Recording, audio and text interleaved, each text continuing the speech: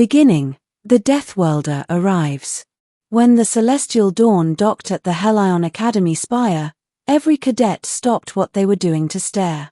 Out of the ship stepped a woman wrapped in a dark flight jacket, her boots still dusted with red grit from a planet most beings never dared to name aloud: Earth. "Is that her?" one cadet whispered. "The Deathworlder," another murmured. "She shouldn't be here." "They bite." The woman ignored the whispers. She walked with measured calm, shoulders straight, eyes focused, storm-gray eyes that didn't flinch at the towering alien structures or the staring students. Her name was Commander Aria Vale. And though she'd come to learn, the galaxy already knew her as something else, a survivor from the most hostile planet ever catalogued. The Academy's headmaster, Admiral Ress, waited at the gates, a towering reptilian with scales like obsidian glass and eyes the color of molten gold. "Commander Vale," he greeted, his voice low and careful. "You've traveled far. I hope you understand the concerns surrounding your enrollment." Aria met his gaze evenly. "You're afraid I'll hurt someone?" He tilted his head. "We fear your instincts may not be compatible with our methods. Your species was deemed too aggressive. I read the file." She crossed her arms. "You invited me. I didn't beg for this." Ressa's tail flicked. "I did not invite you. The council did. They think training a human will improve interspecies relations." Aria smiled faintly. "Guess I'm your diplomatic nightmare, then."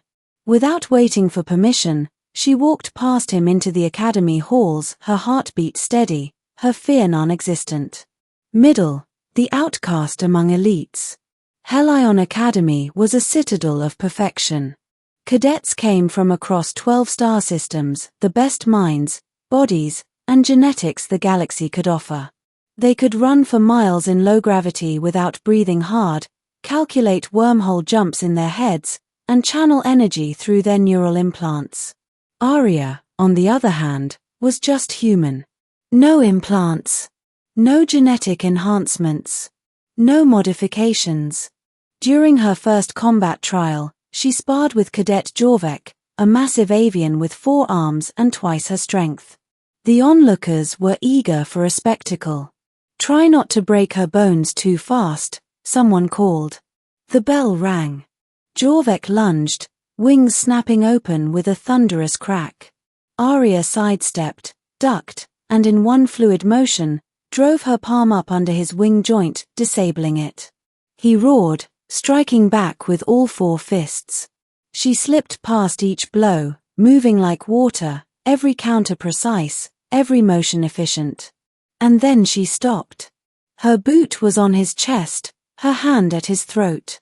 The training room went silent. Ress, watching from above, narrowed his golden eyes. The human hadn't just won, she'd dominated. "Again," she said. Days passed, then weeks. Aria became both legend and outcast. Some cadets admired her, most feared her. They whispered about Earth, about storms that could crush mountains, predators that stalked even the intelligent, and gravity so harsh it shaped humans into living weapons. One night in the mess hall, a blue-skinned cadet sneered as Aria walked by. "How's it feel being the galaxy's monster?" She didn't look up. "I wouldn't know. I've never eaten one." Laughter erupted, sharp and nervous. The alien's crest stiffened. "You think you're better than us?" "No," she said simply. "I just think fear makes people stupid." Ress overheard. That night, he summoned her to his office. "You provoke them," he said. "I defend myself. You humiliate them." Aria folded her arms. "Maybe they should stop underestimating me." Ress studied her in silence for a long moment. "You humans, your resilience borders on madness. I wonder, is it courage or denial?" "Maybe both," she said. "It's how we survive Deathworlds." Middle 2, the trial. Midway through her term, The Academy announced a joint combat exercise, a simulation meant to test cadets' ability to handle a planetary disaster. The location was the Cinder Moon, a volcanic training ground that mimicked the conditions of a hostile colony world. Your objective, Ress said before deployment, is simple. Survive until extraction. Most cadets nodded confidently. Arya just smirked. When the exercise began, molten rock flowed across the terrain. Plasma storms lit the skies. Even in her reinforced suit, Arya could feel the heat searing through. Her team scattered, panicked by the environment, arguing over who should lead. Form a perimeter, Arya shouted, trying to organize them. But they ignored her. Within minutes, one of the alien cadets screamed as a molten fissure opened beneath him. The others froze, terrified, paralyzed. Arya didn't hesitate. She sprinted into the flames, pulling the injured cadet free and slinging him over her shoulder. The air burned her skin, her lungs screamed for oxygen, but she didn't stop. When they reached safety, Ressa's voice echoed through the comms. "Human. You could have been killed." Arya's reply came steady, breathless. "That's called a Tuesday where I come from." Hours later, as night fell on the scorched landscape, the team's supplies failed. The aliens huddled together, muttering about abandoning the mission. Arya sat apart, eyes on the horizon, listening to the moon's rumble. "Why aren't you afraid?" one cadet finally asked. She looked up. "Because fear doesn't keep you alive. Action does." When a pyroquake struck minutes later, they followed her instinctively, and under her command, every one of them made it out alive. By the time the shuttle returned, even Ress couldn't hide his astonishment. Middle 3, the captain's challenge. After the exercise, whispers of Arya's leadership spread beyond the Academy. Some admired her. Others wanted to test her. One evening, she was summoned to the training deck where Captain Threx, the Academy's most decorated combat instructor, awaited with a circle of cadets. Threx was 8 feet tall, armored in scales, his claws like curved blades. "So," he said, grinning, "the Deathworlder thinks she's a commander." Arya crossed her arms. "I think I'm a survivor." "Surviving isn't leading," he growled. "We don't train Deathworlders here." Arya tilted her head.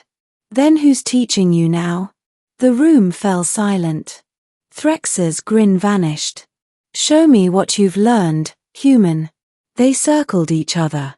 The first strike came fast, a blur of movement as Threx's claws slashed through the air. Arya ducked, rolled, and struck low, aiming for his center of balance. He recovered instantly, sweeping his tail. She leapt, twisting midair, and landed on his back. Before he could react, she pressed her training blade to his neck. "Lesson 1, she said quietly. "Don't underestimate prey that fights back." Threx froze. Then, slowly, he began to laugh. "You're insane." She smiled. "That's how humans survived the death world." He raised her hand in victory. "And maybe," he said to the watching cadets, "the galaxy could learn a thing or two from insanity." Climax: the invasion. Months later, the Helion system came under siege. A fleet of Zati marauders, biomechanical predators that devoured entire moons, tore through the outer colonies and set their sights on the Academy spire. The cadets were ordered to evacuate.